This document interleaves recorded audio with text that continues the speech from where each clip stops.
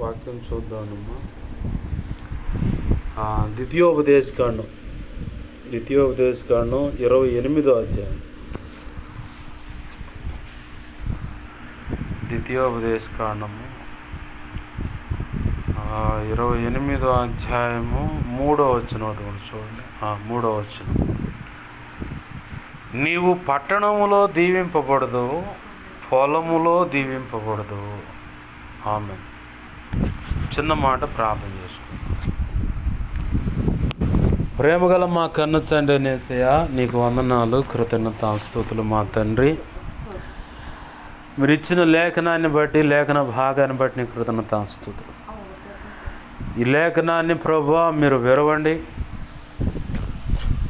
లేఖనము చాటున మీరు దాచి ఉంచిన నీ మనసులో ఉద్దేశించుకున్న సంగతులు ఏవైతే ఉన్నాయో వాటన్నిటినీ బయటకు తీసుకొచ్చి మీ పక్షం వహించిన మీ దాసుడి నోట ఉంచండి.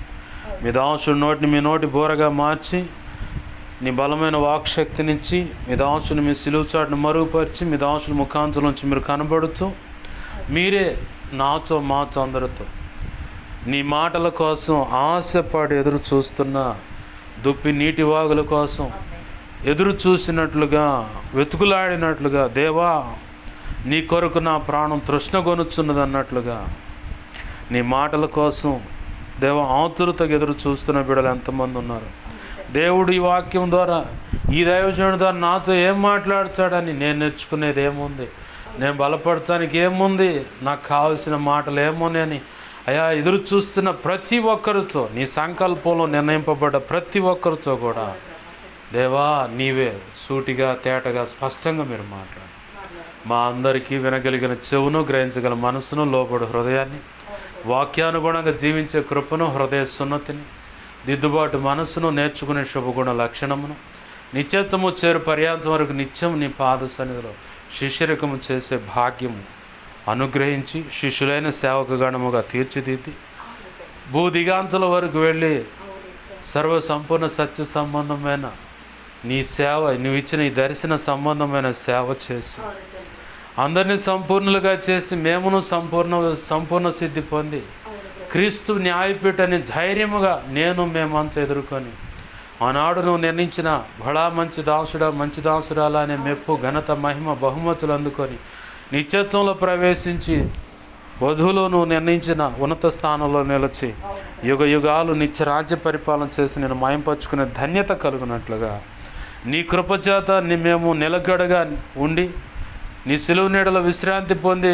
హితబోధ అందుకొని మా వంచులో మేము నిలిచి నువ్వు వెలిగించిన దీపం చేతబట్టి ఈ లోకానికి, లోకస్తులకు వెలుగుగాను మార్గం చూపేవారిగా ఉంటూ ఉప్పుగాను క్రీస్తు దేవ రుచిగాను, క్రీస్తు పరిమళ సువాసనగాను, క్రీస్తు పత్రికలుగాను బ్రతుకుతూ మా ఎదుటించబడిన పరుగు పందెంలో నీ కృపచేత నడుం బిగించి ఓపికతో సాగిపోవచ్చు.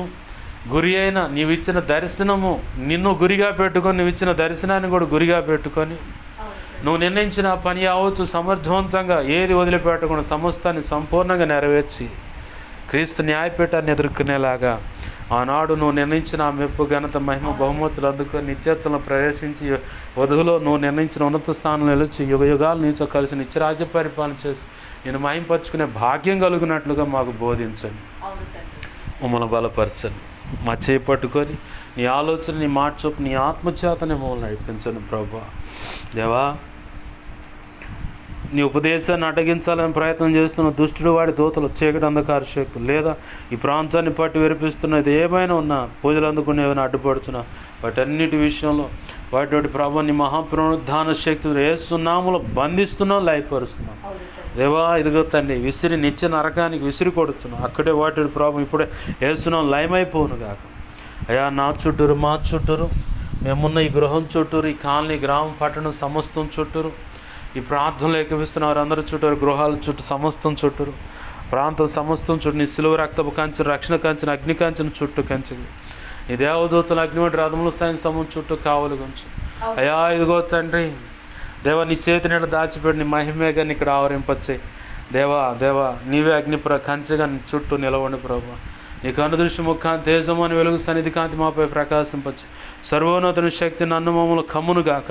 నీ మహిమ తేజ ప్రభావం ఇక్కడి నుంచి నువ్వు కోరు నలుదిక్కులు ప్రభులీలు వెళ్ళును గాక. దేవా జకరీ గ్రంథం 2:5 నీవే అగ్ని ప్రాకారం యెషయా 50:10 నీ చేతుని దాచిపెట్టు ప్రభా.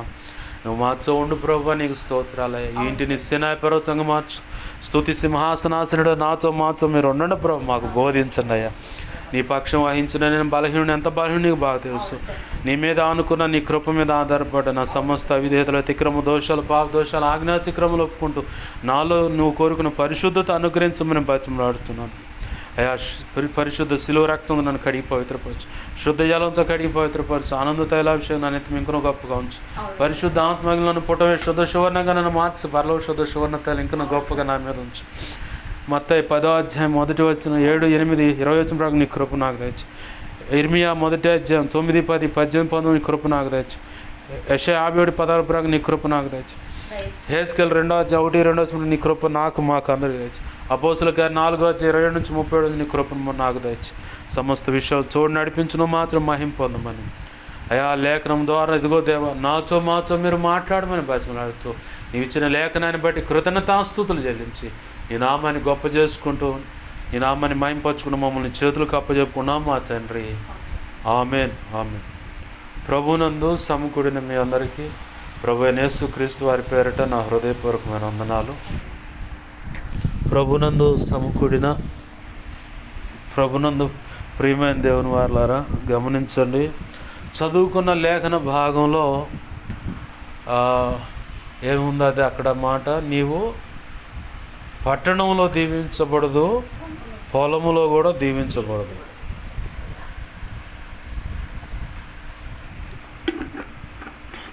పట్టణంలో దీవించబడదు, పొలంలో దీవించబడదు అంటే అసలు ఆ మాటలు ఎవరు చదువుతున్నారంటే పరిశుద్ధ గ్రంథం ఒక అవగాహన కలిగి 1-2 సార్లు చదివిన వాళ్ళకైనా ఇట్టే అర్థమవుతుంది ఎవరితో మాట్లాడుతున్నాడంటే. మోషేని ఇంకా కొన్నాళ్ళు దేవుడు ఫలానా పర్వతం ఎక్కితే ఆ పర్వతం మీద నుంచే కనాను దేశం మొత్తాన్ని చూపిస్తాను, ఆ పర్వతం మీద నువ్వు చనిపోవాలని మోషేకి ఆజ్ఞ అయింది. ఆజ్ఞ అయిన పిమ్మట కాపర్లేని గొర్రెలైపోతారు ఈ ప్రజలు. మరి ఈ ప్రజలకు మరి నాయకుడు కావాలి కదా ప్రభు, నన్ను అయితే రమ్మంటున్నావు, మరి నా తర్వాత వీళ్ళు నడిపించడానికి నాయకుడు ఎవరంటే నీ పక్కనే ఉన్నాడు నూను కుమారుడు అనే యెహోషువ, నా ఆత్మను పొందుకున్నాడు అతను. నీలో కొంచెము ఘనత అతని మీద ఉండనట్లుగా అతని మీద చేతులు ఉంచు అన్నాడు. అది అంతా అయిపోయిన తర్వాత మరొక పర్యాయము మోషే ఉండగానే మోషే ద్వారా దేవుడు రెండోసారి ద్వితీయోపదేశము అంటే ద్వితీయ అంటే రెండు అని అర్థం. అంటే రెండోసారి మళ్ళీ ఉపదేశిస్తున్నాడు. మరి అంతకుముందే ఉపదేశించాడంటే నిర్గమాకాండం మధ్య భాగం నుంచి అంటే 10 ఆజ్ఞల పలక తెచ్చిన కాడ నుంచి 2 పలకలు తెచ్చిన కాడ నుంచి నిర్గమాకాండం కానీ లేవీకాండం కానీ సంఖ్యాకాండం కానీ ఇవన్నీ ఆల్రెడీ ఒకసారి ఉపదేశించబడ్డ సంగతులు. మళ్ళీ టూకీగా ఏమేమైతే మెయిన్ అవసరమైనయో వాటన్నిటినీ మళ్ళీ రెండోసారి ఉపదేశిస్తున్నాడు అక్కడ. అందుకే దాన్ని ద్వితీయోపదేశ కాండము అన్నారు. అంటే రెండోసారి మళ్ళీ ఉపదేశిస్తూ ఉన్నాడు. ఎవరికి ఉపదేశిస్తున్నాడంటే ఇజ్రాయేల్ ప్రజలకు. దేవుని యొక్క పరిపూర్ణమైన వ్యక్తిత్వము, సౌందర్యము, ఆయన ప్రజల విషయంలో ఆయన కోరిక ఎలాంటిదన్న సంగతి మోషే ద్వారా ఇజ్రాయేల్ ప్రజలందరికీ అందించబడింది. ఆమేన్, హల్లెలూయా. ఎవరి ద్వారా? మోషే ద్వారా అందించబడింది. అయినా మళ్ళీ ఇంకోసారి ఉపదేశం అందించబడుతుంది. ఇక్కడ మనం ఒకటి గుర్తు చేసుకోవాలి. చాలామందికి అరాకొర నామకార్థమైన భక్తి సాధనగా అనుకోవచ్చు, లేదంటే భక్తి గర్వము, హృదయ కాఠిన్యము, భ్రష్టు పట్టిన మనస్సు కలిగో భ్రష్టత్వానికి అనుమతించాను అంటాడు రోమా 1:28 వారిని భ్రష్ట మనసుకు నేను అప్పచెప్పాను. అంటే చెయ్యరాని కార్యాలు చేయడానికి వాళ్ళకి అప్పచెప్పా. వాళ్ళు ఎంత నీచమైన పనులు చేసినా దేవుడు మెలకుండా చూస్తూనే ఉంటాడు. అంటే హృదయ గర్వము, కాఠిన్యము, తిరుగుబాటు చేసే స్వభావం,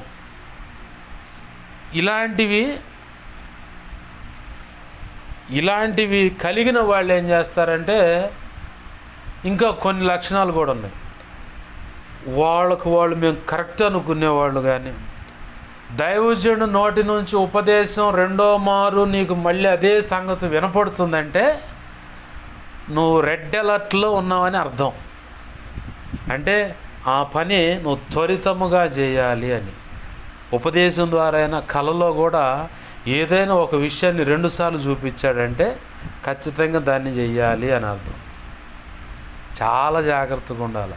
గతంలో మీరు చెప్పారు కదా, అయ్యా ఇక్కడ నుంచి ఇక్కడ మీరు రొట్టె విరుస్తున్నారు, అనేకులకి వాక్యం అందించబడుతుంది, రక్షణ పొందుతున్నారు, ఇక్కడ నుంచే పరలోకానికి నిచ్చెనేసి ఉంది, రక్షణ పొందిన ప్రతి ఒక్కళ్ళు పరలోకానికి వెళ్ళిపోతున్నారని చెప్పని.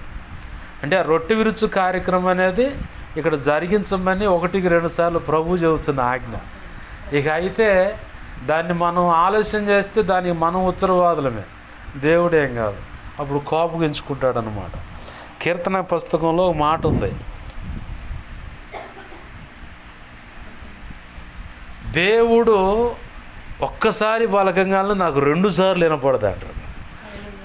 సొలొమోను విషయంలో 1 రాజులు 11వ అధ్యాయమా, అక్కడ సొలొమోనుతో దేవుడు మాట్లాడతాడు. సొలొమోన్ అంటే పట్టించుకోడు. అంటే దేవుడు 2 సార్లు హెచ్చరిక జారీ చేశాడంటే రెడ్ అలర్ట్లో ఉన్నామని. అంటే తప్పు అయితేనే తొందరగా దిద్దుకో అని, మంచి అయితే తొందరగా చేయమని. ఏంది ఈ 2 బాగా గుర్తుపెట్టుకోవాలి.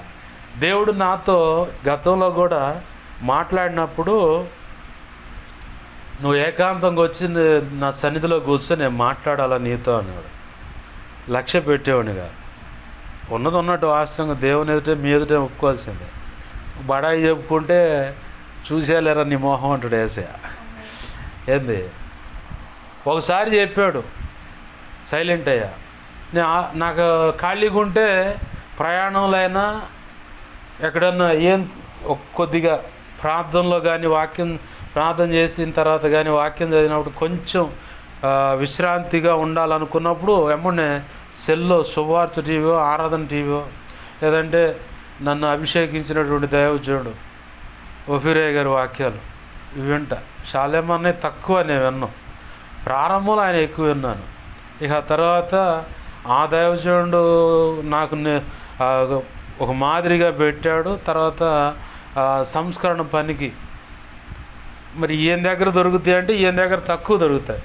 అంటే ఒక 10% దొరకొచ్చాము, 90% అక్కడ దొరుకుతాయి. అందుకని ప్రభు అట్లనే నేను మీ ఎదుట ఎట్ట కూర్చున్నాను, ఆయన ఆడ కూర్చొని ఒఫీరే గారు వాక్యం అందిస్తుంటే ఎదురుగిలా ముందు వరుసలో కూర్చొని వాక్యం వింటున్నా కలలో.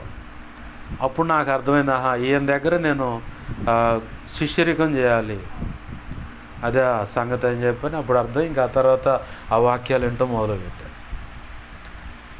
ఎందుకు చెబుతున్న మాట, ఆ వాక్యము దైవజనుడి ద్వారా అట్లా, లేదంటే సువార్త ఇట్లా కొన్ని వాక్యాల ద్వారా నువ్వు వచ్చి ఏకాంతం కూర్చొని నీతో మాట్లాడాలనేవాడు. అప్పుడు నాకు ఇక ఒళ్ళంతా ఇక అలర్ట్ అయ్యిద్ది అనమాట. ఇంకా ఎగస్ట్రాలు చేసి ఆలస్యం చేస్తే నన్ను దంచడు, ఖచ్చితంగా దరువుపడుద్ది, నాకు వద్దు ఈ సంగతి అని చెప్పని వెంటనే పోయి ఉపవాసం ఉండేనా ప్రభు, లేదా మామూలుగానే కూర్చుని అంటే ఆయన అడిచేది అడపోయి కూర్చొని కొద్దిసేపు వ్యక్తిగత ప్రార్థన చేసుకుని అయిపోయిన తర్వాత ప్రభు నాతో మాట్లాడతానన్నాగా మాట్లాడాయని కూర్చుంటా.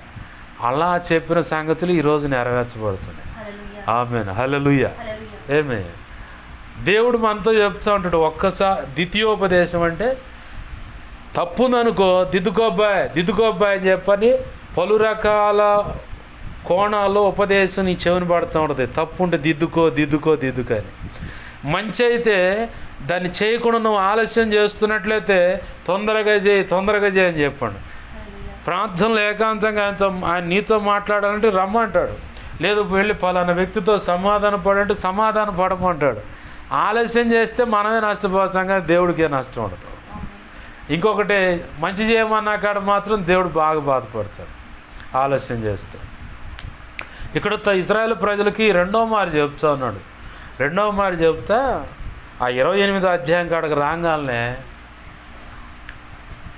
ఆయన మళ్ళీ ప్రారంభ వచనాలు గమనిస్తే ఆయన అంటాడు, నా మాటలు విని శ్రద్ధగా అంటాడు అక్కడ, వాటి ప్రకారము అనుసరిస్తూ బ్రతికే వాళ్ళను భూమి మీద ఉన్న సమస్త జనముల కంటే అధికముగా ఆశీర్వదిస్తానంటాడు. అంతా చెప్పి అయిపోయాక చిన్నగా కిందకి దిగి నడుచుకుంటూ వస్తాయని మాట్లాడుతా, నువ్వు పట్టణంలో దీవించబడదు, పొలంలో దీవించబడదు అన్నాడు. అసలు 28వ ద్వితీయోపదేశకాండం 28వ అధ్యాయం 1 నుంచి 14 వచనాల వరుస శ్రేష్టమైన ఆశీర్వాదాల పరంపర. ఆ ఆశీర్వాదాల పరంపర అక్షరాల నీ బ్రతుకులో, నీ హృదయంలో, నీ జీవితంలో, కుటుంబ సభ్యుల విషయంలో కానీ, కడుపును పుట్టిన బిడ్డల జీవితంలో కానీ, వారి విషయంలో కానీ అక్షరాల నెరవేర్చబడాలంటే ప్రభు చెప్పిన మాట తూచా తప్పకుండా చేస్తే ఖచ్చితంగా దాన్ని మనం అనుభవించగలుగుతాం. ఖచ్చితంగా అనుభవించగలుగుతాం. అబ్రహామును చూడండి, ఎవరిని? దేవునికి మహిమ కలుగును గాక. హల్లెలూయా. అబ్రహామును చూడండి, అబ్రహామా నీ ఇంటి వారిని మొత్తాన్ని వదిలేసి రావయా, నిన్ను నీ జనాన్ని, నీ సాంప్రదాయాలు మొత్తం వదిలేసిరా అనగానే సరే ప్రభు అని బయలుదేరాడు. మధ్యకాలంలో రాగానే తండ్రి అయితే ఆయన తీసుకున్నాడు దేవుడే. 12వ అధ్యాయంలో మొత్తం సంగతులు చెబుతాడు, నీ సంతానం నిన్ను ఇలా దీవిస్తున్నానని, నిన్ను శపించేవాడిని నిన్ను దూషించేవాడిని నేను శపిస్తానన్నాడు, నిన్ను దీవించేవాడిని నేను దీవిస్తానన్నాడు. భూమి మీద ఉన్న సమస్త జనములు నీ ద్వారా ఆశీర్వదింపబడితే వంశాలు కానీ కుటుంబాలు అన్నీ రకంగా ఉంటాయి అన్నాడు. ఆ మాట నమ్మాడు. 15వ అధ్యాయం గడవ కొంచెం వెనక్కి ముందుకు కదులుచుండు. మళ్ళీ దేవుడు వచ్చి మాట్లాడి, భయపడమాక, నేను నీకు నీ బహుమతి అత్యధికము, నీ కేడమును డాలు నేనేనన్నాడు. మళ్ళీ వాగ్దానాన్ని మళ్ళీ ఒకసారి గుర్తు చేస్తాడు. మళ్ళీ 17వ అధ్యాయం కాడికి రాగానే మళ్ళీ అబ్రహాము కొంచెం ఆయన సన్నిధిలోనే నిలకడగా నిలబడని పరిస్థితి కనపడితే ఆడంటాడు, ఆయన నా సన్నిధిలో నిందారహితుడు నడువు అంటాం. ఆ తర్వాత 18వ అధ్యాయం కాడికి రాగానే దేవుడే వచ్చిన లైన్లోకి, మీదటికి ఈ సంవత్సరం కల్లా నీ కౌగిట బిడ్డ ఉంటాడు. నవ్వారు ఇద్దరు. 24 సంవత్సరాల నిరీక్షణ, ఓర్పు, విశ్వాసం, పట్టుదల, ప్రార్థన, మొత్తం నమ్మకం ఎటెగిరిపోయినాయో నవ్వంగానే. మనమైతే ఎరా ఇన్ని సంవత్సరాలు నిన్ను పోషించి ఇంత మంచిగా చేస్తే నువ్వు నాకు కనీసం కృతజ్ఞత కూడా లేకుండా ఇట్లా బ్రతుకుతావా, పనికిమాలినోడని నానా బేభత్సం చేసేవాడిని రోడ్డు మీద లాగి గందరగోళం చేస్తాం. కానీ ప్రభు అది ఏం చేయకుండా ఆయన కూడా అంటాడు, నువ్వెందుకు నవ్వుతున్నావు అన్నాడు. నేనేం నవ్వలేదు ప్రభు. నువ్వు నవ్వటమే కదా, మీ ఆడవాళ్ళు కూడా గుడారం వాగిటి నీ మాటలు గుడారం వాగిట నిలబడి ఈ మాటలు విని ఆమె కూడా నవ్వుతుందంటే నేను నవ్వలేదు ప్రభు అను. నువ్వు మనసులో నవ్వావు అను. ఏంది నవ్వారు కాబట్టి మీకు పుట్టే పిల్లగాడు కూడా నవ్వే పోండి అన్నాడు. వాడి పేరు కూడా నవ్వే, ఆ పేరుకి అర్థం కూడా నవ్వేలే పోండి అన్నాడు. మీరు నవ్వినా అనుమానించినా సరే నేను ఇస్తానన్నది ఇస్తున్నా అన్నాడు. ఆమేన్. హల్లెలూయా. మన జీవితాల్లో కూడా ఇట్లాంటి గలిబిలు ఉంటుంది. ఎందుకంటే వాళ్ళ వారసులుగా మనం కూడా మనకి ప్రత్యేకంగా కొత్త నెత్తురు వచ్చిందా, అదే జీలాయ, అదే మనసులాయ, అయ్యే తలంపులు అట్లాంటిదే ఆ జీన్సే. కాబట్టి దేవుడు మనకి ఇదిగో ఇది కరెక్ట్గా నీకు ఇస్తానంటే చివరి దశ అది. ఆశీర్వాదం పొందుకోవడానికి అబ్రహామునికి చివరి దశ అది. అంటే 24 సంవత్సరాల నిరీక్షణ. మన జీవితాల్లో కూడా దేవుడు ఒకవేళ ఒక మాట ఇస్తే, 1 సంవత్సరం అయి ఉండొచ్చావు నీకు మాట ఇచ్చి, 2 సంవత్సరాలు అయి ఉండొచ్చావు, 3 సంవత్సరాలు, 4 సంవత్సరాలు, 5, 6, 7, 8, 9, 10 లేదా 11, 12, 15, 20, 30 ఎన్ని సంవత్సరాలన్నా గడవని దేవుడు ఒక మాట నీకు ఇచ్చాడంటే ఆ మాటకు ఆయన కట్టుబడిపోతాడు. ఇక అరెస్ట్ వారెంట్ అనమాట. ఇక ఆయనకి నన్ను నమ్మారు నా బిడ్డలకు నేను ఇవ్వకపోతే ఇంకెవడిస్తాడని ఆయన అంతే కుదుడుగా కైలాడకుండా ఇక అంచె ఉండిపోతాడు ఆ మాట మీద నిలిచాడు. కాబట్టి 95వ కీర్తన 105వ కీర్తనలో 20వ వచనమా, యోసేపుకి ఇచ్చిన మాట నెరవేర్చబడటానికి ఆ మాటగా పరిశోధిస్తుందంట అతన్ని. అది ఎంత తొందరగా నెరవేరుద్దామని అతని వెనకాల పడి తిరుగుతుందంట ఆ మాట. అంటే వాక్యమైన యేసయ్య యోసేపుకు తోడై తన జీవితంలో నేను ఇది చేయబోతున్నాన్న సంగతి నెరవేర్చడానికి యోసేపు పక్కనే ఉండి తొందర పెడుతున్నాడంట ఆయనే. అంత తొందర పెడితేనే 13 సంవత్సరాలు పట్టింది. ఇప్పుడు అబ్రహాంకి తొందర పెడితేనేమో 24 సంవత్సరాలు పట్టింది. ఇప్పుడు మనకి దేవుడు ఏదైనా ఒక మాట ఇచ్చాడు, ఇన్ని సంవత్సరాలు అయింది. ఇప్పుడు అబ్రహాంకి ఎంత తేడా, 24వ సంవత్సరం నిరీక్షణకు 24వ సంవత్సరం వచ్చింది. ఆయన దేహానికేమో 99వ సంవత్సరం వచ్చింది. వాళ్ళ ఆడవాళ్ళ దేహానికేమో 89వ సంవత్సరం వచ్చింది. అంటే 10 సంవత్సరాలు తేడా వీళ్ళిద్దరికి. పిల్లగాడు పుడితే 100 సంవత్సరాలు వస్తాయి. ఈ ఒక్క సంవత్సరం కాడికి వచ్చేసరికి నవ్వుతున్నారు వీళ్ళిద్దరు. అంటే 24 సంవత్సరాలు, 75వ సంవత్సరం అప్పుడు పిలిచిండు దేవుడు. ఈ 24 సంవత్సరాల నిరీక్షణ, ఓర్పు, పట్టుదల, విశ్వాసంతో కూడిన ప్రార్థన మొత్తం మనమైతే ఈడ్చితన్ని అటు వెళ్ళిపోతాం. కానీ ప్రభు కాబట్టి, ప్రభు మనసుని ఎరిగినోడు కాబట్టి అబ్రహాం కూడా నిలబడ్డాడు, సిగ్గుపడలా. రోమాపత్రిక అదే సాక్ష్యం ఇస్తుందిగా. దేవుడు తానిచ్చిన మాట ఖచ్చితంగా అక్షరాల నెరవేరుస్తాడని అబ్రహాం విశ్వసించాడు. మృతతుల్యమైపోయిన దేహాలు అంటే పిల్లలు కంటానికి అసాధ్యమైన పరిస్థితి.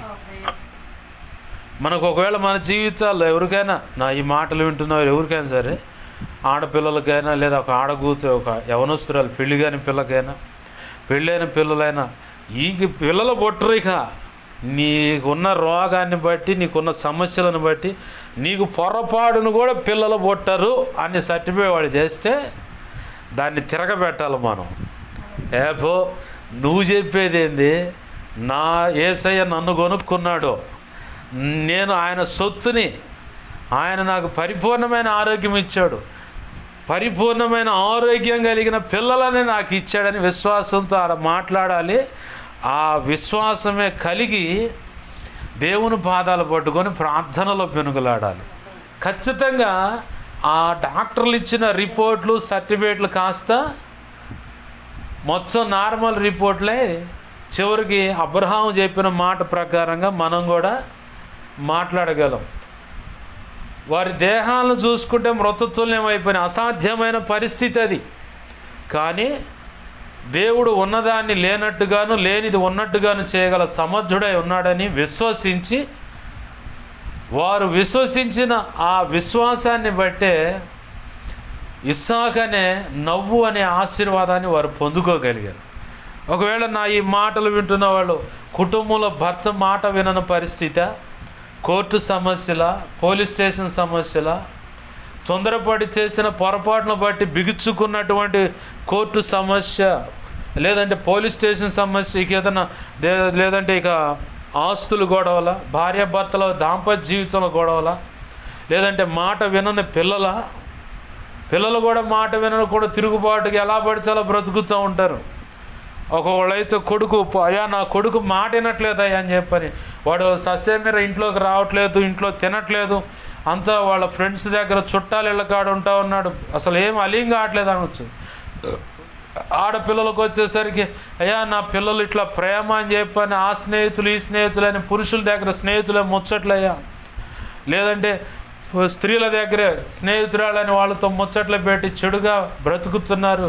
అలా బ్రతుకుతున్నారేమో అని చెడుగా ఒకవేళ బ్రతుకుతున్నారని అనుమానం అయ్యా అని చెప్పని చాలామంది ఏడుస్తూ ఉంటారు, ప్రార్థన చేస్తూ ఉంటారు. అయ్యా నా భార్య మారాలని ప్రార్థన చేస్తూ ఉంటారు, అయ్యా నా భర్త మారాలయ్యని ప్రార్థన చేస్తూ ఉంటారు, అయ్యా నా కుటుంబంలో ఈ అప్పుల నుంచి విడిపించబడాలయ్యా, ఈ సమస్య నుంచి బయటపడాలయ్యా అని చెప్పని వారి హృదయంలో ఉన్న ఆవేదన, వారు ఎదుర్కొంటున్న ప్రతి ఇరుకు, ఇబ్బంది, కన్నీరు, దానికి కారణమైన సమస్య, పరిస్థితుల నుంచి విడిపించబడాలని చాలామంది కన్నీరు విడిచి ప్రార్థన చేస్తుంటారు. కొంతమంది ఏమో లాటరీ టికెట్ అలా ఆ పని జరిగితే దేవునికి ఎంతో కొంత కానుకిచ్చి ఏదో ఒకటి ఇచ్చి కృతజ్ఞతాస్తుతులు చెప్పి చేతులు దులుపుకొని వెళ్ళిపోదాం అనే పరిస్థితికి వస్తారు. మరికొంతమంది అయితేనేమో కృతజ్ఞత కలిగి దేవుడు చేయకపోతే, దేవుడే కనుక మా పక్షంగా నిలబడకపోతే మా బ్రతుకులు ఏమైపోతాయి, మేమేమైపోయేవాళ్ళం అని చెప్పని కృతజ్ఞత కలిగి బాప్తిసం పొంది నమ్మకంగా జీవితాంతం తనకు సహకారులుగా, దేవుని యొక్క స్నేహితులుగాను, దేవుని యొక్క ప్రియమైన బిడ్డలుగా బ్రతుకుతారు. మరి కొంతమంది అయితేనేమో యూజ్ అండ్ త్రో, వాడుకో వదిలే అంతే. ఆ కొద్దిసేపు అవసరానికి ప్రభు అంటాం, మేలు జరిగితే, లేదా దైవజనుడికి చెప్పి అతని ద్వారా ఉపవాసం ఉండి ప్రార్థన చేయించుకొని, వీళ్ళు ఉండరు ముందు ఉపవాసం, దైవజనుడికి చెబుతారు ఉపవాసం. భలే చిత్రంగా ఉంటుంది. నాకు ఆ మధ్యకాలంలో ఒకడు తగిలిండు, రక్షణ పొందిండు, సిగరెట్ తాగుతా, అనా దేవుడు నాతో మాట్లాడాలి, అవసరమైతే నువ్వు ఉపవాసం ఉండి మరి నా కోసం ప్రార్థన చేయాలి.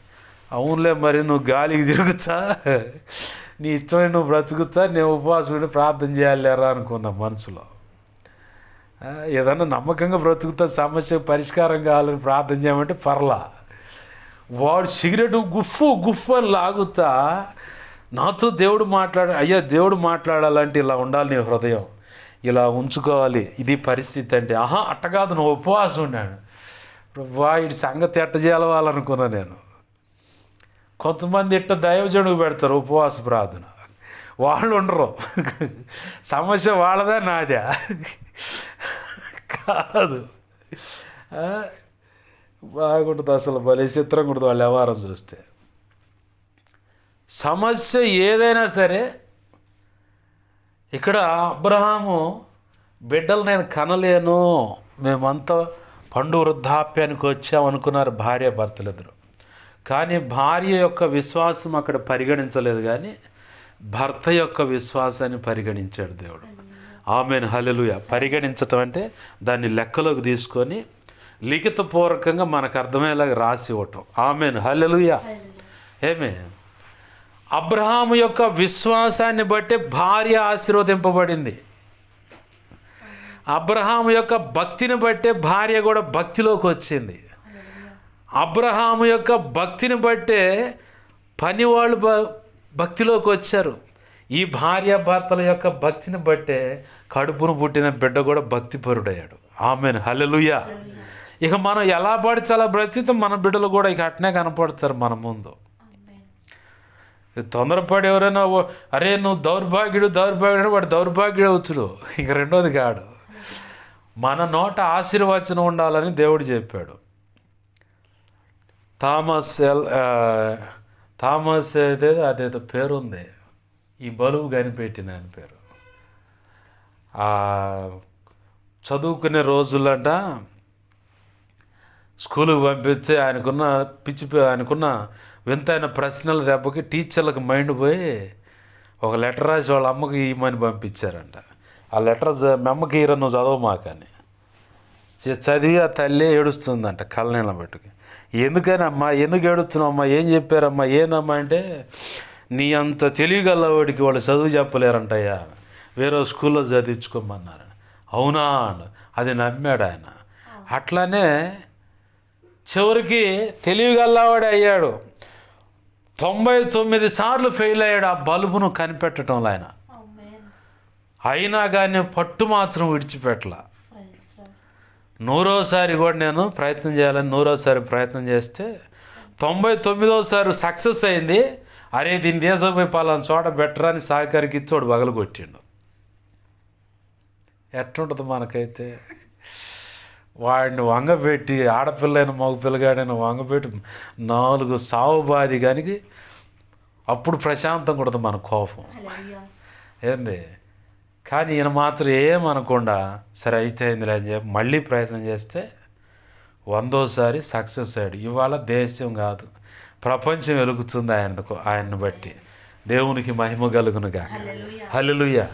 మనం ప్రపంచాన్ని వెలిగించబడలేదు, కానీ మంచి మాటలతో మన బిడ్డల బ్రతుకులను వెలిగిద్దాం. ఆమేన్, హల్లెలూయా.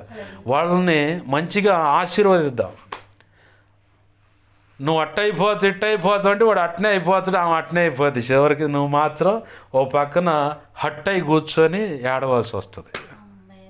ఏది ఎంత కోపమున్నా సరే దీవించడం మాత్రం నేర్చుకుంటే ఆ దీవెన వచ్చిన వాళ్ళ బ్రతుకుల్లో ఆశీర్వాదంగా మారిపోద్ది. అప్పుడు వాళ్ళని ఆశీర్వాదకరమైన పాత్రలుగానే మనం చూడగలుగుతాం. ఆ తల్లి తెలియగలదు కాబట్టి నువ్వు నీ అంత జ్ఞానవంతుడికి చదువు చెప్పలేరు అంది. అదే బిడ్డల బ్రతుకును కుటుంబాన్ని కట్టుకోవడం చేతగాక జ్ఞానం లేనటువంటి వ్యక్తిని అడిగితే జుట్టు పట్టుకొని ఆ చెంప ఈ చెంప పెళ్ళు మనం కొట్టి చదువుకోవడం చేత కదా టీచర్లకి మాస్టర్లకి ఎదురు చెబుతావా అని చెప్పని ఇక రకరకాలుగా గందరగోళం చేసి కానీ మళ్ళీ అదే బడికి పంపించేది. తెలివి తక్కువ ఏం తల్లి అని అడిగితే. కానీ ఆమె ఆ పని చేయలే. మంచి మాట చెప్పింది. ఆ మాట ఆ బిడ్డ హృదయంలో నాటింది. తన తల్లి ఆ కాలం చెల్లిన తర్వాత ఆ పెట్టెలో ఏమేమి ఉన్నాయని దోలాడుకుంటే చిన్ననాడు తెచ్చిన లెటర్ ఉంది. అది చదువుకొని నేర్చుకోండి అంట ఆయన. ఏం రాసి ఉందంటే అక్కడ, వీడు పిచ్చోడు, వీడికి చదువు చదవటం కుదరదు, ఇట్లాంటి రోడ్డు ఉంటే స్కూల్లో ఈయన్ని బట్టి మిగతా వాళ్ళు కూడా చెడిపోతారు, దయచేసి స్కూల్కి పంపించొద్దని రాసి అది చెప్పింది. ఆ మాట చెప్పింది ఆ తల్లి. చెప్పలా, తెలియగలదు కాబట్టి, కుటుంబాన్ని కట్టుకునే జ్ఞానం కలిగింది కాబట్టి, నువ్వు మంచోడు నీ అంత జ్ఞానవంతుడు ఇంకెవడూ లేడని చెప్పగానే అట్నే నమ్మేశాడు.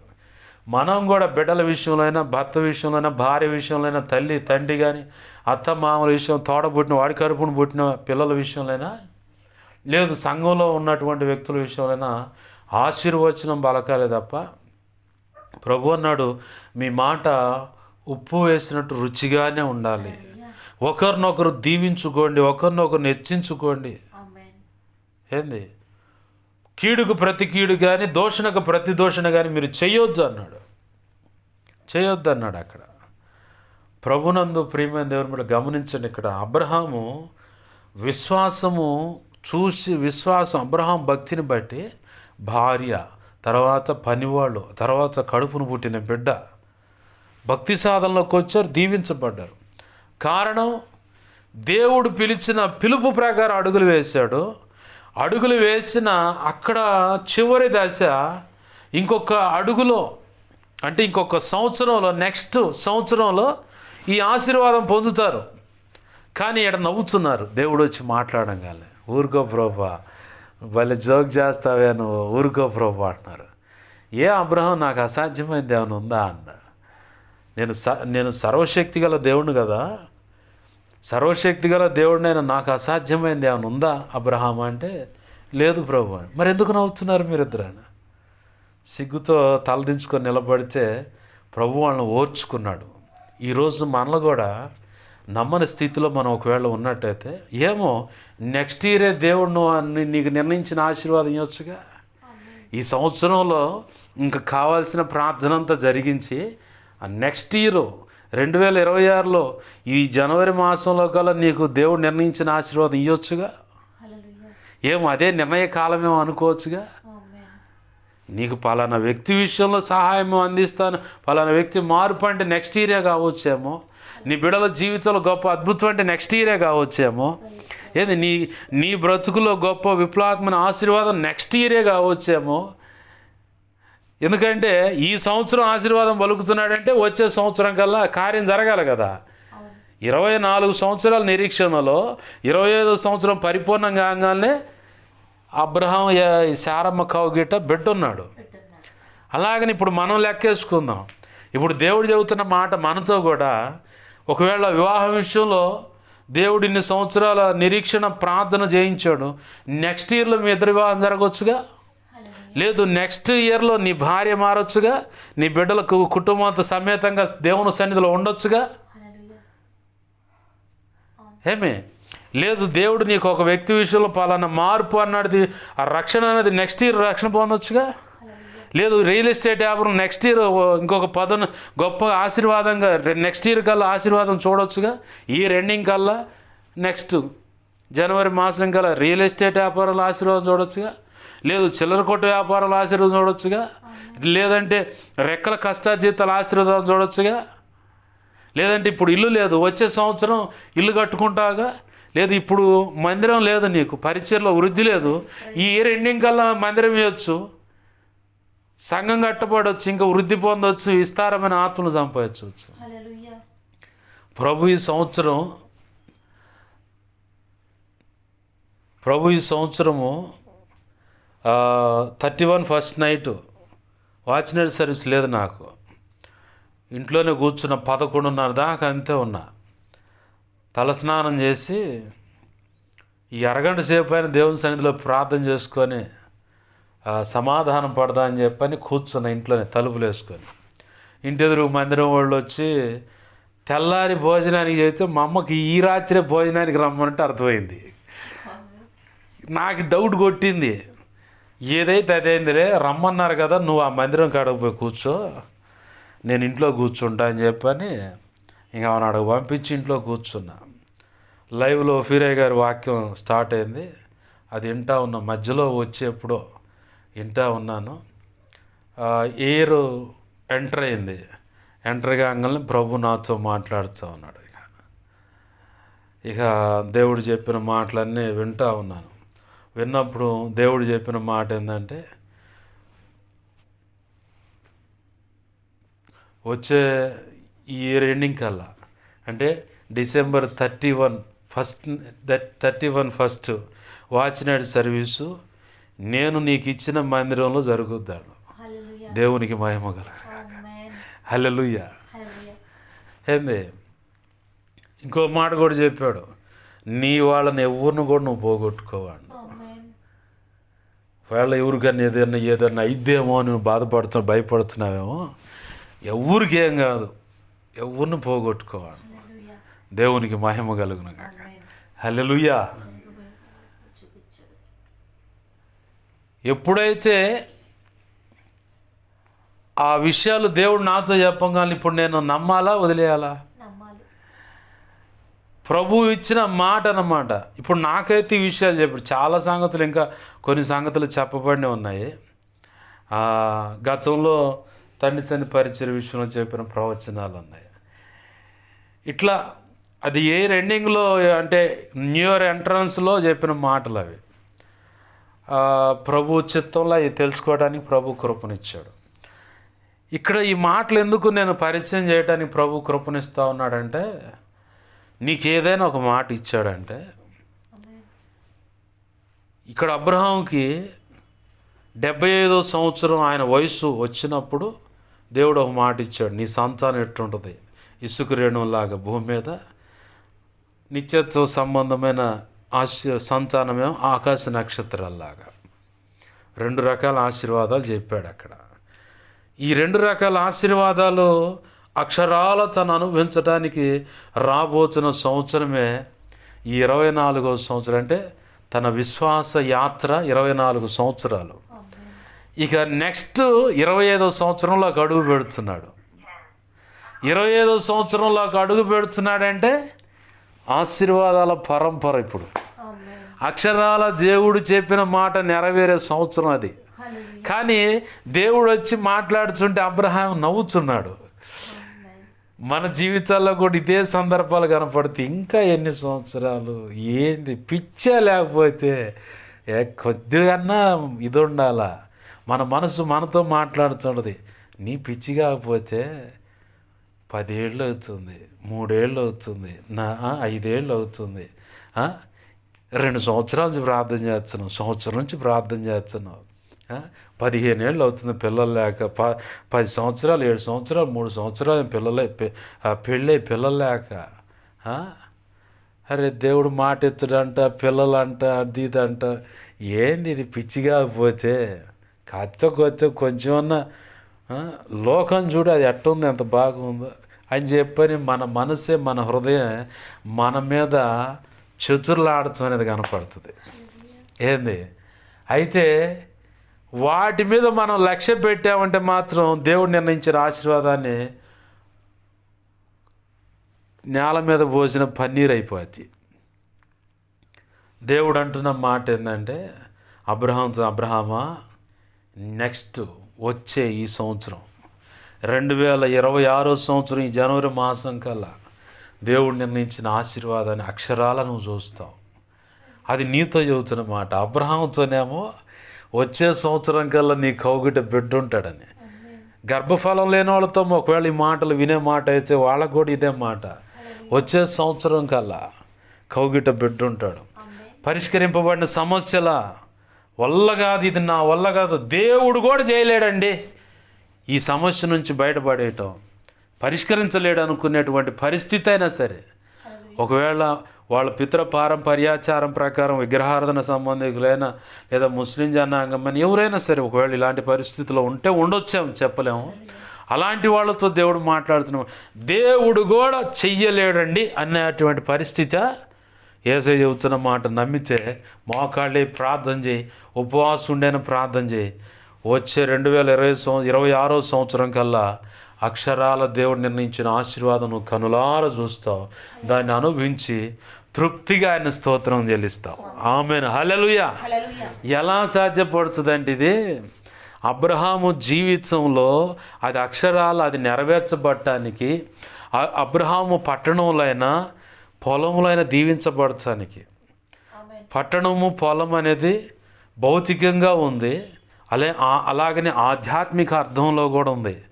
పొలం అంటే ఇక్కడ సంఘము ఈ భూమి మీద, పట్టణం అంటే పరలోకం. అలాగనే నూతన యెరూషలేము అనే పట్టణం కూడా వధువుకు ఆపాదించబడుతుంది ప్రకటన గ్రంథ ప్రకారం. ఏంది, నువ్వు ఇక్కడ అక్కడ 2 చోట్ల అంటే పట్టణంలోనూ, మొదటిగా పట్టణంలో అంటే పరసంబంధమైన ఆశీర్వాదం.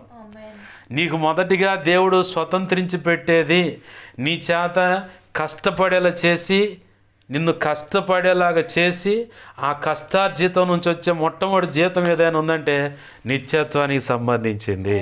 ఆమేన్, హల్లెలూయా.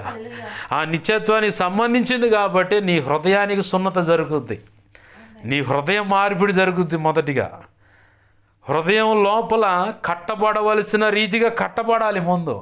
అది కట్టబడితేనే నిత్యత్వం ఉన్నది, నిత్యత్వంలో బహుమతులు ఉన్నాయి, నిత్యత్వంలో ప్రభు నిర్ణయించిన పట్టణం ఉంది, అక్కడ ఇళ్ళు ఉన్నాయి, అక్కడ వేవేల పరివారం ఉంది, రాజ్య పరిపాలన ఉందని విశ్వసించగలుగుతావు.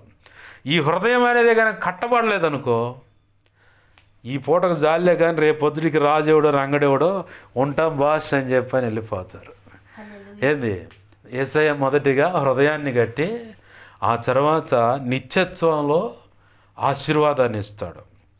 ఆ తర్వాత భూమి మీద అంటే సంఘంలోనూ, సమాజంలోనూ, కుటుంబంలో కూడా ఆశీర్వాదాన్ని ఇస్తాడు. 2 కోణాలు. అబ్రహాంతో ఏం మాట్లాడాడు దేవుడు? ఆకాశ నక్షత్రాలను చూసి లెక్కే అండు, నా వల్ల ఏమైంది ప్రభు అండు. సరే, సముద్రం దేశం ఇసుకురేణు లెక్కే అండు, నా వల్ల కాదు ప్రభు, నీ సంతానం ఎట్టుంటుంది అంట. అంతటితో ఆగిందా?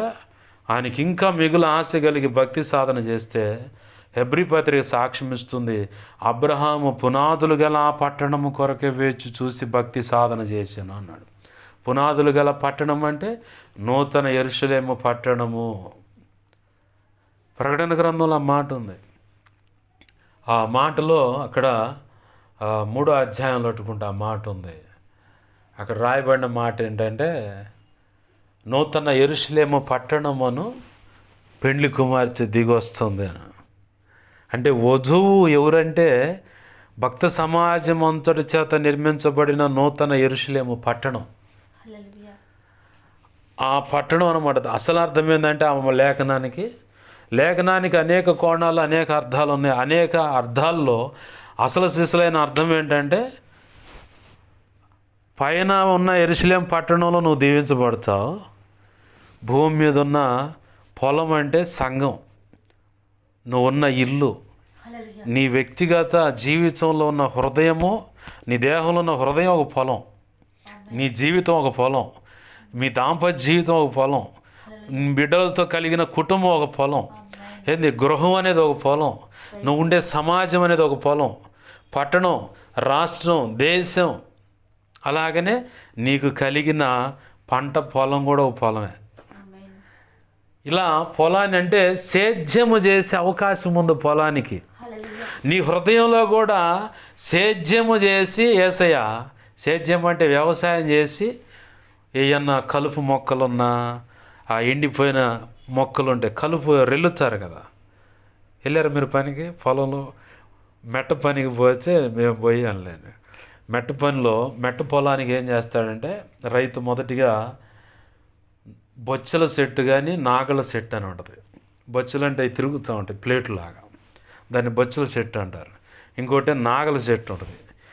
ఈ పెద్ద నాగళ్ళు చిన్న నాగళ్ళు ఉంటుంది, గొర్రు కూడా ఉంటుంది. గొర్రు వేరు, నాగళ్ళు వేరు, బొచ్చుల చెట్టు వేరు.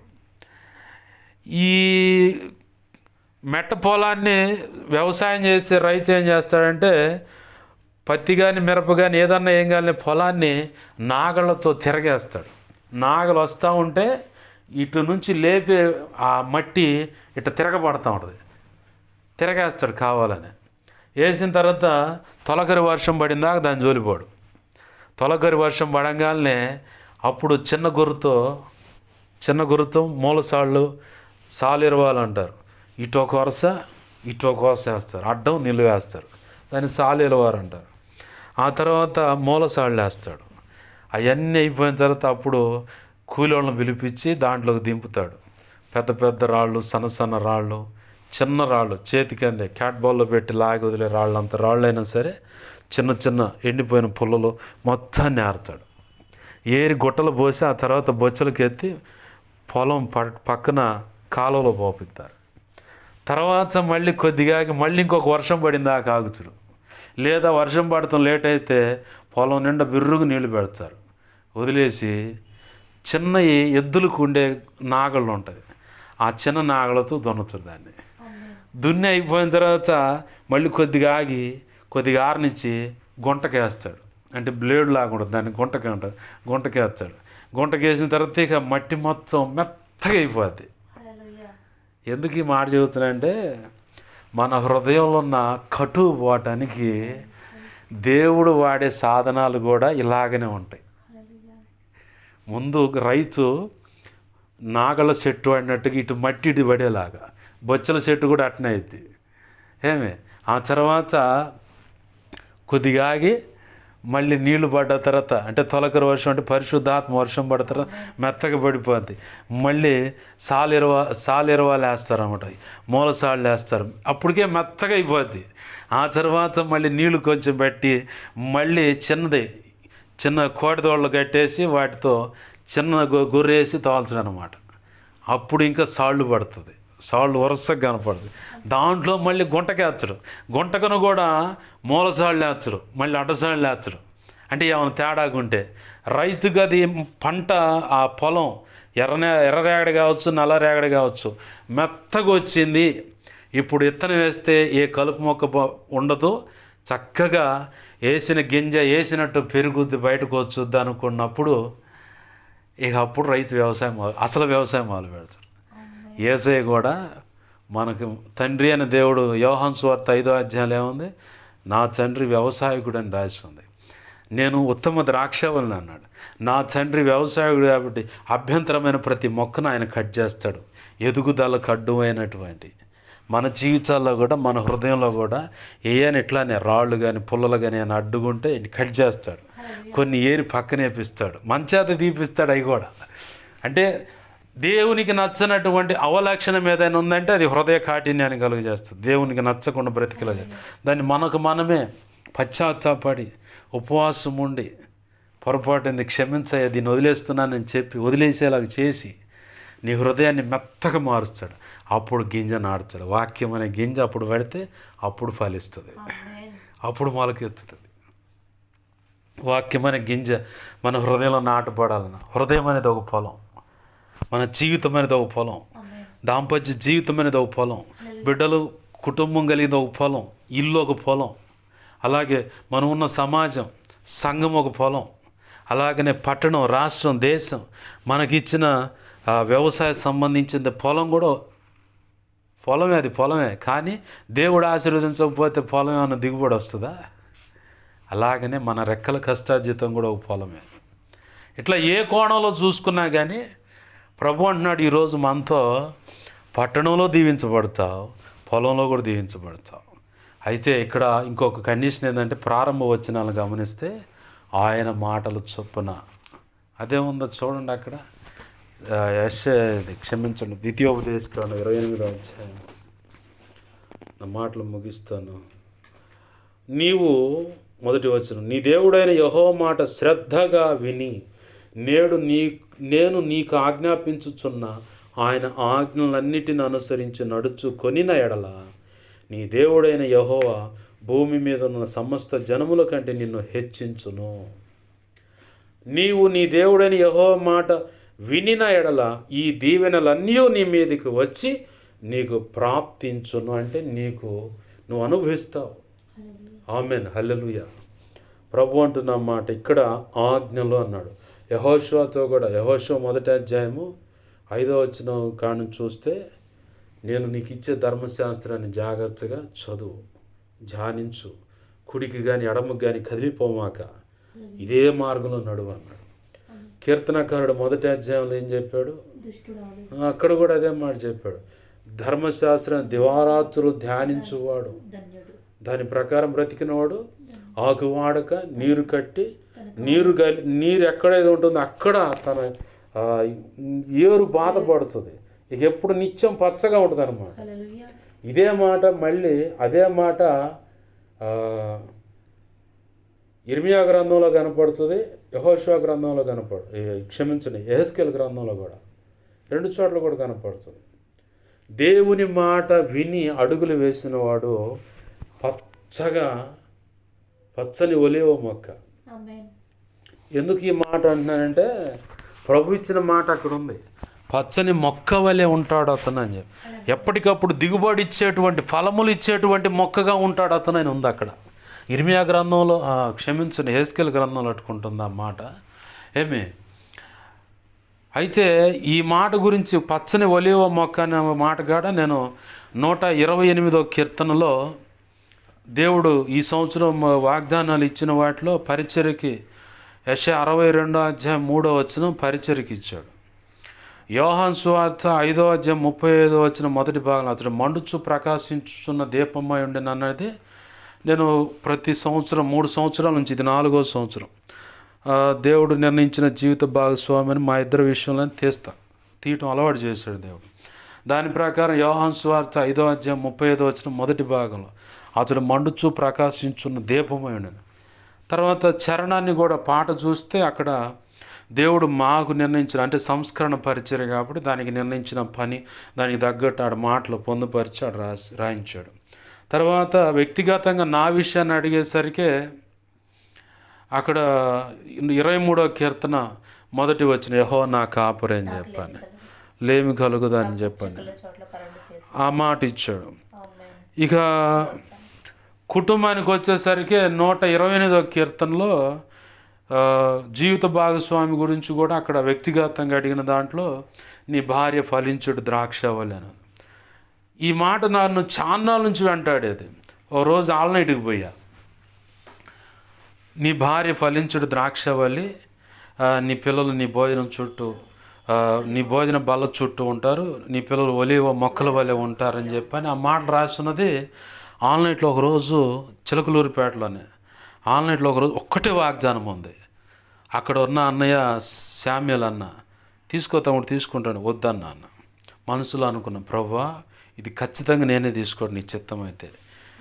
నేను ఆల్రెడీ ఆన్లైన్లో టీ బ్రేక్ వస్తుంది, అప్పుడు వచ్చేసరికి అది ఉండాల, అప్పుడు నేను తీసుకుంటా, కన్ఫర్మ్ అయితే ప్రభువా అని పోయి ప్రార్థన కూటంలో ఉండే, ఎవరో దేశపోచారులు అనుకున్నా. నేను మనసులో అనుకున్న ప్రార్థన అంతే ఉందిగా, రాగానే క్యాలెండర్ మీద ఎగబడుతుంది. అందరు క్యాలెండర్లు అంటూ ఉన్నారు, తీసుకుంటా ఉన్నారు. గతం ఎప్పుడో జరిగిన సంగతులు, ఇప్పుడు కాదు అది. నేను పోయి ఆ వాగ్దానం చూడగానే ఎమ్మండే శామ్యుల్ అన్న ఆ వాగ్దానం ఎమ్మండే మూసిపెట్టాను. ఏం తమ్ముడు అన్న, అర్జెంటుగా దాన్ని మూసిపెట్టు, ఎవరో ఒకళ్ళు ఎత్తకపోతారన్న. వెంటనే ఇక ఆ వాగ్దానం తీసుకుని అప్పటి నుంచి వెంటాడుతూ ఉంది. ఈ సంవత్సరం జీవిత భాగస్వామి వ్యక్తిగతంగా అడిగినప్పుడు, నీ భార్య ఫలించేటి ద్రాక్షవల్లి అని. తర్వాత కుటుంబం సంగతి ఏంటంటే, దాని కింద వచనాలు చదువురు అబ్బాయి, అయ్యే నీకు ఇచ్చి కుటుంబానికి ఇస్తున్న వాగ్దానం అంటే, నీ పిల్లలు పచ్చని ఒలీవ మొక్కల వల్లే ఉంటా, భోజన బల చుట్టూ ఉంటారని చెప్పని అదే మాటని చరణంలో రాయడానికి. అయితే అక్కడ ఒక మాట మిస్ అయింది, నీ పిల్లలు పచ్చని ఒలీవ మొక్కల వల్లే ఉంటారు. ఎంత ట్రై చేసినా అక్కడ సెట్ కాల. ఏంది ప్రభు అని చెప్పని పాట రిలీజ్ చేసిన తర్వాత 2 రోజుల నుంచి అడుగుతున్న దేవుణ్ణి, అరే సాదృశ్యంగా కనపడచ్చని పచ్చని ఒలీవ మొక్క అని చెప్పా. అరే నీ భోజనపు బల్ల చుట్టూ మా పిల్లల నుంచి అని రాయించా కదా, ఇప్పుడు నా భోజనపు బల్ల చుట్టూ నీ పిల్లలు ఉంటే వారు ఎలా ఉంటారా అంట. ఎమ్మని గోపులు పగిలినాయి. నిత్యం సారం ఎదజల్లే పాత్రలుగానే ఉంటారు తప్ప ఎక్కడ కూడా ఏది ఉండదు. మరి ఆడ మాట అదే కదా రాసింది, ఇంకా ఒలివ మొక్కని పట్టుకుంటుంది ఏందిరా అంట. ఏంది దేవుడు అసలు ఆశ్చర్యకరంగా ఆ పాట రాయించడం. ఇప్పుడు ఆ ఒలివ మొక్క వలె ఇది సాదృశ్యమే, కానీ యేసయ్య ఒలివ మొక్క కనపడుతా అంటే పచ్చగా. ఆయన ఏమన్నాడు, నేను నిత్యం జీవించువాడిని అన్నాడు. ఒలివ మొక్క కూడా చావు లేదు, అది పచ్చగా అంతే ఉండదు, ఆ మానులాగా పెరుగుద్ది తప్ప అది ఎప్పుడు కూడా ఆ ఎండిపోవటం ఈ సెక్షన్ లేదు, ఎప్పుడు పచ్చగా ఉంటుంది ఒలివ మొక్క, దానికి చావు లేదు. అది నాకు సాదృశ్యంగా చూపించిన మొక్కరా అండు. ఓ అమ్మో ప్రభు క్షమించయ్యా అని చెప్పాను. ఏమే ప్రభు మహా ఉచిత కృప. దేవుడు ఈరోజు మనతో మాట్లాడుతున్న మాట ఏంటంటే, ఆయనతో అంటుకట్టుబడి ఆయన చెప్పినట్లు కనుక మనం అడుగులు వేయగలిగితే, దేవుడు అబ్రహాము జీవితాన్ని సాదృశ్యంగా మన ఎదుట పెట్టి మనతో మాట్లాడుతున్న మాట, ఏమో ఇప్పుడు దాకా నిరీక్షణ ఉంచావు, ఓర్పు ఉంచావు, పట్టుదల ఉంచావు, ప్రార్థన చేసావు, దేవుడు ఖచ్చితంగా కార్యం చేస్తాడు నమ్మి ఇన్ని సంవత్సరాలు అడుగులు వేసావు కదా, మరి ఈ ఒక్క సంవత్సరం ఎందుకు ఆ ఓపిక పడలేకపోతున్నావు? మన జీవితాల్లో మనల్ని తొంగి చూసుకుంటే మనకు ఏదో ఒక విషయంలో దేవుని ఎదుట ఇలాంటి అభ్యంతరం ఉంటుంది. అవునా? ఖచ్చితంగా నా ఎబ్బే లేదు భాషగా నా దగ్గర అట్లాంటిది ఏం లేదంటే అది అంత అబద్ధం, అది అంత అబద్ధం. ఎందుకంటే దేవుడు హృదయ అంతరంద్రియంలో నెరిగిన దేవుడు కాబట్టి ఆయన మాట్లాడుతున్న మాట ఎప్పటి వరకు ఓపిక పెట్టావు? ఈ యొక్క అవకాశం ఎందుకు ఉపయోగపెట్టుకోకూడదు? నువ్వు ఈ ఒక్క సంవత్సరం ఎందుకు నిరీక్షించకూడదు? యేసయ్య నీ మీద కోపడతలేదు కదా. ఆ పచ్చని ఒలివ మొక్క దగ్గర పోయి, అంజూరపు చెట్టు దగ్గర పోయి ఆకులు చేస్తేనే పచ్చగా ఉన్నాయి, ఫలం లేవు, ఇక ఎప్పుడు గాయకుందు కాకుండా అట్నే పోయింది, అది ఎండిపోయి. అట్టంటలేదుగా ప్రభు మనతో. ఇది స్థలం వేస్ట్ అయిపోతుంది, దీన్ని పీకి పక్కనే ఏంటంటే తోటమాలు వచ్చి అయ్యా ఈ ఒక్క సంవత్సరం గడివి అని బతిమలాడే సెక్షన్ పెట్టలేదు కదా దేవుడు మనతో. ఇప్పుడు ఆయన అంటుంది ఏంటంటే, ఎప్పటి వరకు ఓపిక పెట్టావు, ఇదిగో నెక్స్ట్ ఇయరే నీ ఆశీర్వాదం. అంటే ఈ ఇయర్ 2024 సంవత్సరం దాకా ఓపిక పెట్టావు, ఏం చేసావు? ఈ 2025 సంవత్సరం నువ్వు అక్షరాలు దాన్ని అనుభవించబోతున్నావు. నువ్వు ఏ విషయాల్లో దేవుడు నీతో మాట్లాడాడో, ఏ విషయాలు నిమిత్తమే విశ్వాసంతో, ఓర్పు కలిగి, నిరీక్షణ కలిగి, పట్టుదలతో, మెలకుతో రాత్రులు కనిపెట్టి కన్నీరు విడిచి, ఉపవసించి కన్నీరు విడిచి, దేవుని పాదాలు పట్టుకొని నువ్వు ఆడవటమే కదా ఆయన కూడా కూర్చోబెట్టి ఏడిపించి, నువ్వు గందరగోళం అవడం కదా ఆయన కూడా గందరగోళం చేసి ఎన్ని ప్రార్థన చేశావో అన్ని ప్రార్థనల యొక్క ప్రతిఫలం ఈ 2025 సంవత్సరం నువ్వు అనుభవించబోతున్నావు. ఆమేన్, హల్లెలూయా. రండి ప్రార్థన చేసుకుందాం. ప్రభు పాదాలు పట్టుకుని, ప్రభువా శ్రేష్టమైన ఆశీర్వాదము ఎలా సాధ్యపడుతుందంటే, ఇదిగో ఈరోజు నువ్వు మాతో మాట్లాడుతున్నావు. పొలంలో దీవించబడతావు, నువ్వు పట్టణంలో దీవించబడతావు నా ప్రభు. అయా కనికరించిన ప్రభు. ఎలా అంటే, నా మాటలు నేడు నీవు శ్రద్ధగా విని వాటి ప్రకారంగా నా ఆజ్ఞలను అనుసరించి నువ్వు నడుచుకొని బ్రతికిన ఎడలా ఖచ్చితంగా నువ్వు పట్టణంలో దీవించబడతావు, పొలంలో దీవించబడతావు. అబ్రహాము 24 సంవత్సరాల నిరీక్షణ, వారు నవ్వినా కానీ ప్రభా కోపడలేదయ్యా. యెహోవాకు అసాధ్యమైనది ఏమైనా కలదా అన్నావు ప్రభా. దేవా ఆనాడు అబ్రహాం చెప్పాడు, అసాధ్యమైనది ఏది లేదయ్యా. మేము కూడా చెబుతున్నాం ప్రభా, ఇప్పటి వరకు ఒకవేళ ప్రార్థన చేసి ఉపవాసించి నీ ఎదుట కనిపెట్టి ఇక లేదులే నిరీక్షణ కోల్పోయిన సందర్భం మా జీవితంలో ఏ విషయంలో ఉన్నా అయ్యా ఒప్పుకుంటున్నావు, క్షమించు. నువ్వు కోపడతలేదు కానీ గుర్తు చేస్తున్నావు ప్రభా. అయ్యా నువ్వు ప్రోత్సహిస్తున్నావు ప్రభా. అయ్యా మమ్మల్ని బలపరచడానికి ఈ మాటలు అందించావు ప్రభా. నీకు స్తోత్రాలంటూ ప్రార్థన చేద్దాం.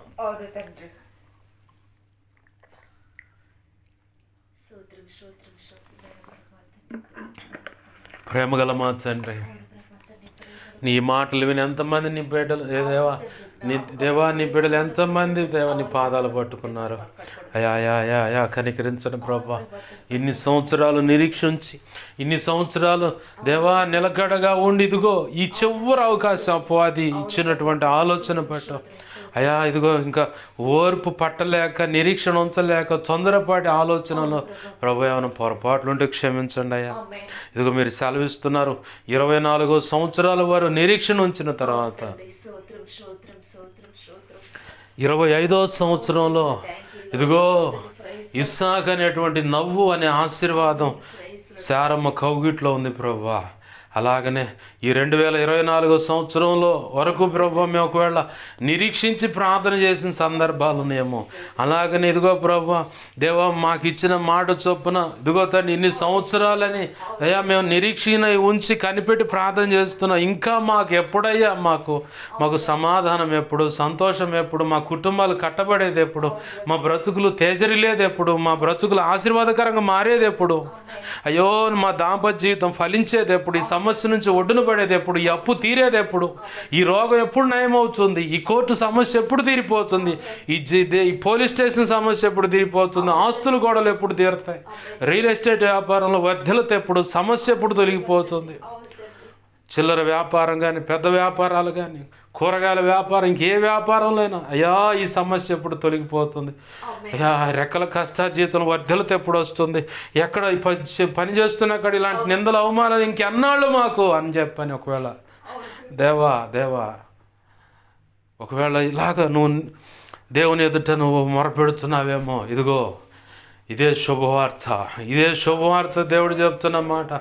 ఆయన చెప్పినట్లుగా ఆయన మాటను శ్రద్ధగా విని నువ్వు ఆయన చెప్పిన మాటలు ఆయన ఆజ్ఞలకు అనుగుణంగా కట్టలకు అనుగుణంగా నువ్వు బ్రతికినట్లయితే ఈ దీవెనలన్నీ మొదటిగా అన్నాడు భూమి మీద ఉన్న సమస్త జనముల కంటే నువ్వు గొప్పగా ఆశీర్వదింపబడుతూ అంటున్నాడు.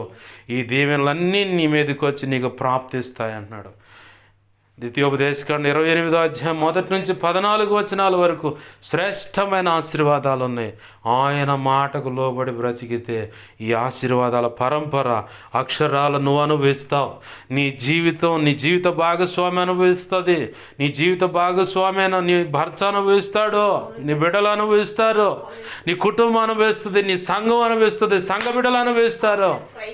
ప్రతి విషయంలో దీవెన కలుగును గాకేస్తున్నాములో ప్రభు ఆశీర్వాదాన్ని నీకు ఇస్తూ ఉన్నాడు. విశ్వసించినట్లయితే ఆయన పాదాలు పట్టుకొని పొరపాటుగా ఏమన్నా అనుకున్నట్టు క్షమించమని అడుగు. అయ్యా బుద్ధిహీనంగా తొందరపడి ఏమన్నా ఆలోచించుంటే అనాలోచనగా పలికిన మాటలు ఉన్న తలంపులు ఊహల ఆలోచనలు హృదయంలో ఉన్న అయ్యో ఒప్పుకుంటున్నాను క్షమించంటూ ప్రార్థన చేద్దాం. ప్రార్థన. ప్రేమగల మా కన్న తండ్రి యేసయ్యా నీకు వందనాలు, కృతజ్ఞతాస్తుతులు. జీవము కలిగిన మా తండ్రి నీకు మహిమ ఘనత ప్రభావాలు ఆరోపిస్తున్నావు అయ్యా. నీ వాక్యాన్ని హెచ్చించుకుంటున్నావు, నీ నామాన్ని ఘనపరుచుకుంటున్నావు. ఒకవేళ ప్రభువా ఇదిగో తండ్రి మేము చెప్పబడిన వాక్య యొక్క కాంచెలో మమ్మల్ని పరిశీలించుకుంటే ఏ విషయంలో ఒకవేళ నిరీక్షణ కోల్పోయి, విశ్వాసం కోల్పోయి, పట్టుదల సడలిపోయి, చంచల మనస్సుతో ఇంతవరకు ప్రార్థన చేసి కనిపెట్టి ఏమి ప్రతిఫలం పొందని దాన్ని బట్టి ఒకవేళ మేము ఒకవేళ పొరపాటుగా అనుకున్నట్లయితే ఏ విషయంలో అనాలోచన చేసినది క్షమించయ్యా. తొందరపడి నోరు జారి మాట్లాడిన తలంపులు ఊహల ఆలోచనలు హృదయంలో ఏదైనా స్పందనలా జరిగిన ఒప్పు కూడా క్షమించు. శ్రేష్టమైన ఆశీర్వాదాలు వాగ్దానాలు మాకు ఈ సంవత్సరం ఇచ్చావు ప్రభువా. అక్షరాల వాగ్దానాలు మా జీవితాలు నీ కృపచేత యేసు నామములో నెరవేర్చబడును గాక. దేవా గత సంవత్సరాలు ఇచ్చిన వాగ్దానాలు వ్యక్తిగతంగా కానీ కుటుంబ పరంగా కానీ మాకు కానీ ప్రభా భార్య విషయంలో, భర్త విషయంలో కానీ ఇదిగో ప్రభా బిడ్డల విషయంలో కానీ, పరిచయ విషయంలోనూ కానీ, సంఘాల విషయంలో, సంఘ బిడ్డల విషయంలో, వారి కుటుంబాల విషయంలో, మా కుటుంబ విషయంలో కానీ ఏ విషయంలో దేవా ఎటువంటి వాగ్దానం ఇచ్చున్నా అది అక్షరాల నీ కృపచేత యేసునామములో మా బ్రతుకుల్లో పరిచయ కుటుంబం బిడ్డల విషయంలో, భర్త భార్య విషయంలో నెరవేర్చబడును గాక. పరిచయ పట్ల నెరవేర్చబడును గాక ప్రభు. అది అక్షరాలు మేము అనుభవించదుము గాక, పరిచయలో కూడా అది అనుభవించదుము గాక. ఈ గొప్ప కార్యాలు నెరవేర్చమని నీ చిత్తం జరిగించమని బతిమలాడుతున్నాం మా ప్రభువా. సహాయం చేయండి.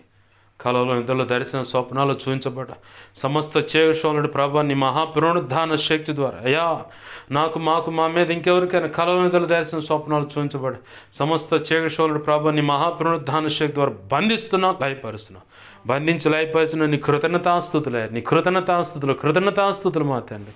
అయ్యా మాకు మా మీద ఇంకెవరికైనా కళలో నిద్రలో దర్శనం స్వప్నాలు చూపించబడ్డ సమస్త మంచి కళ్ళు మంచి దర్శనం మంచి స్వప్న నిద్రలో చూసి సమస్త మంచి నీ పాసలు పడి యెహోవా నుంచి ఏ సునామని మహాపునరుద్ధాన శక్తి త్వరపెట్ట జరిగేలా చేసి నెరవేర్చుతండి. ఏ సునామం త్వరపెట్ట జరిగేలా చేసి నెరవేర్చిన నీ కృతజ్ఞతాస్తుతులు మా తండ్రి. అయా కనికరించు, కృపా కార్యములు జరిగించు. యేసు నామములో ఎదుగుతాన్ని దహించు అగ్నిగా 7 దీపస్తంభములను సంచరించు యేసయ్యా యోధా గోత్రపు సింహముగా యెహోవా సేనాధిగా ప్రభు ఆ దురాత్మను వాటి ప్రభావం యేసు నామములో లయపరచుతండి. సంపూర్ణమైన విడుదల ప్రకటిస్తున్నాను. దేవా కనికరించు, నీ గొప్ప కార్యాలు జరిగించు, సహాయము చేయమని బతిమలాడచ్చు. మా కోసం ప్రార్థించండి అయ్యని ముఖాముఖి అని ఫోన్ల ద్వారా వాట్సాప్ ఎస్ఎంఎస్లు వీడియో కాల్స్ ముఖాముఖిగా నీకు ఏ ఇతర విషయాలు నీ సన్నిధిలో మోకరించి ప్రార్థన చేస్తాను. ఎంతమంది ఇలా ప్రార్థనలు ప్రతి అవసరత అక్రత నీ కృపచేత యేసు నామములో తీర్చబడును గాక. మా కోసం పరిచయం కోసం దేవ అన్ని విధాలా ప్రార్థిస్తున్న వాళ్ళు, సహకరిస్తున్న వాళ్ళు, ఆర్థికంగా ప్రార్థన పరంగా సహకరిస్తూ అందరినీ దీవించు, బలపరిచి, అభిషేకించి ఆధ్యాత్మిక భౌతిక ఆర్థిక ఆరోగ్యపరంగా అన్ని విధాలు కొలత లేకుండా దీవించబడి ఆశీర్వదించబడి నీ సేవలు గొప్పగా వాడబడునుగాక, అభిషేకించబడి గొప్ప కార్యాలు జరిగించమని బతిమలాడుచు. మా ప్రభువా నీ చిత్తానికి వ్యతిరేకంగా ఈ సమాజంలోకి ఎక్కడైనా ఏది పనిచేస్తున్నా దహించు అగ్నిగా దిగి వచ్చి వాటితో పోరాడు, తీర్పు తెచ్చు. యుద్ధం యెహోవాదే. ఏ బిడల విషయంలో ఇలాంటి మంత్ర ప్రయోగాలు వాటి నుంచి యేసు నామములో విడుదల కలుగునుగాక. అవన్నీ వేస్తున్నావు, నీ మహాపునరుద్ధాన శక్తి బంధిస్తున్నావు, లయపరుస్తున్నావు, నిత్య నరకానికి విసిరి కొడుతున్నావు, అక్కడే లయమైపోనుగా. ఇప్పుడు గొప్ప కార్యాలు జరిగించి నీ చిత్తం నెరవేర్చమని ఇదిగో తండ్రి ఇక్కడున్న సంఘ బిడ్డలందరినీ దీవిస్తూ ఉన్నాను, చేరి వచ్చిన బిడ్డలను ఆశీర్వదిస్తూ ఉన్నాను. బిడ్డల రెక్కల కష్టార్జితో ఆశీర్వదింపబడును గాక, కడుపును పుట్టిన బిడ్డల జీవితాలు వర్ధిల్లును గాక. అన్ని విధాల ఆధ్యాత్మిక భౌతిక ఆర్థిక ఆరోగ్యపరం కొలత లేకుండా బిడ్డలు దీవించబడి ఆశీర్వదింపబడును గాక. యేసునామములో గొప్ప కార్యాలు జరిగించమని, నిశ్చిత్తం నెరవేర్చమని. నిశ్చిత్తమైతే ప్రభు ఆన్లైన్లో మేము సమకూడి నేను మహింపరచడానికి కూడా కృప ఉందా. ఆదివారం ఆరాధనలో మీరు చూడండి, దేవా ప్రయాణాల్లో కూడా మీరు చూడండి, క్షేమాన్ని దయచేయమని. నిశ్చిత్తం నెరవేర్చి నేను మహింపరచడానికి కూడా కృపను దయచేయమని. మా ప్రియుడును మా రక్షకుడైన యేసయ్య తనంత శక్తిగల నామమును అడిగి వేడుకొని ప్రార్థించి సమస్తం పొందుకుంటూ అయా అక్క విషయంలో కూడా నువ్వు గొప్ప కార్యం జరిగించి స్వస్థతనిచ్చి డిశ్చార్జ్ అనుగ్రహించినందుకు కూడా కృతజ్ఞతాస్తుతులు చేస్తూ యేసు నామములోనే ప్రార్థిస్తూ బిడ్డ పట్ల నువ్వు ఇచ్చిన అక్క విషయంలో ఇచ్చిన బిడ్డల విషయంలో ఇచ్చిన వాగ్దానం నువ్వు చెప్పిన మాట నెరవేర్చండి. మార్కు సువార్త 1వ అధ్యాయం నువ్వు ఇచ్చి అది నెరవేర్చు ప్రభు. బిడ్డను రక్షించు, గొప్ప కార్యాలు జరిగించమని, నీ సేవలు వాడుకోమని, అన్ని విధాలు అన్ని విషయాలు కృప అనుగ్రహించమని, నీ కృప ద్వారానే స్వస్థత ఇచ్చినందుకు డిశ్చార్జ్ జరిగించినందుకు కృతజ్ఞతాస్తుతులు చెల్లిస్తూ బిడ్డలు అందరినీ చేతులకు అప్పచెబుతూ 2 తిమోతి 1వ అధ్యాయం 12వ వచనం ప్రకారం ఆ గడి వరకు కాపాడే సంవత్సరం రుడిగా నమ్ముతూ సంఘ బిడ్డలను ఇక్కడున్న సంఘ బిడ్డలను చేరి ఉన్న వారిని ప్రార్థనలు ఏకీపిస్తున్నాయి, ముందు ఏకీపించబోతున్న అందరినీ చేతులకు అప్పచెప్పు, నన్ను మమ్మల్ని నీకు అప్పచెప్పుకుంటూ ఆ లేఖనం ప్రకారం అప్పచెప్పుకుంటూ మా ప్రియుడు మా రక్షకుడు ఆయన యేసయ్య ఉన్నతనంత శక్తిగల నామమును అడిగి వేడుకొని ప్రార్థించి సమస్తం పొందుకొని బిడ్డను దీవించి ఆశీర్వదించి చేతులకు అప్పచెప్పి నేను మహింపరచుకున్నాం మా తండ్రి. ఆమెన్. ఇప్పుడు మన తండ్రి అయిన దేవుని ప్రేమయు ఆయన ప్రియకుమారుడైన యేసుక్రీస్తు వారి కృపయు పరిశుద్ధాత్మ దేవుని అన్యోన్య సహాయ సహవాసము సమకూడిన అలాగనే ప్రార్థనలు ఏకీపిస్తున్నా, ఇక ముందు ఏకీపించబోతున్నా, అలాగనే ఇక్కడున్న సంఘ బిడలకు అలాగే పరిచర్లు ఉన్న సంఘ బిడలకు కలిగిన సమస్త యావత్తుకు అలాగే సార్వత్రిక సంఘంలో సకల పరిశుద్ధులకు నిత్యత్వము చేరు పర్యాంతము సదాకాలము చూడండి. ప్రభు ఈరోజు నిర్ణయించిన ఆశీర్వాదం మనం అక్షరాలు అనుభవించేలా చేసి ఆయన మాత్రమే మన ద్వారా మహిమ పొందునుగాక, అలాగు చేయునుగాక. అలాగు చేసిన దేవుని త్రియేక దేవుడని యేసయ్యకు కృతజ్ఞతాస్తుతి ఘనత మహిమ ప్రభావాలు చెల్లునుగాక. ఆమెన్. యేసు రక్తమునకేచి ప్రవేశు రక్తమునకేచి ప్రవేశు నామము సంపూర్ణమైన విజయం కలుగునుగాక. ఆమెన్. అపవాది వాడి దూతలు చీకటి అంధకార శక్తుల క్రియలు అవెంత ప్రమాదకర మంత్ర ప్రయోగాలు వాటన్నిటికీ అనంతనాశనం సర్వనాశనం నిత్యనాశనం కలుగునుగాక. ఆమెన్. యుద్ధము యెహోవాదే. యేసు రక్తమునకే జయము జయము జయము. హల్లెలూయా. హల్లెలూయా, హల్లెలూయా. అందరికి వందనాలు. ప్రభు యొక్క మహా ఉచిత కృప మనందరికీ చూడండి నడిపించునుగాక. Amen, amen, amen.